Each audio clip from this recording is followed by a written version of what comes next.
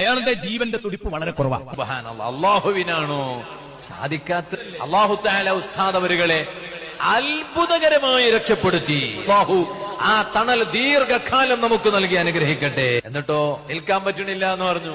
മലേഷ്യയുടെ പ്രധാനമന്ത്രിയുടെ ഔദ്യോഗികമായ വിമാനം ഇങ്ങോട്ട് അയച്ച് അവിടെ വലിയ സംഗമത്തിൽ അതിന് നേതൃത്വം നൽകി. ഉസ്താദിനെ അവിടുത്തെ ഇസ്ലാമിക പ്രവർത്തനങ്ങളുടെ പ്രധാനപ്പെട്ട ഒരു വിഭാഗത്തിന്റെ ഉപദേഷ്ടാവായി നിയമിക്കുകയും ചെയ്യാണ്.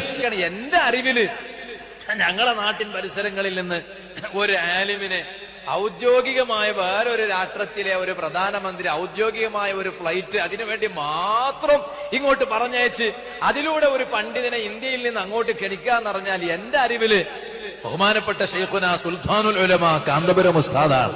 കാന്തപുരമെന്നുള്ള പേരഭിമാനമേ കണ്ടു കൊതി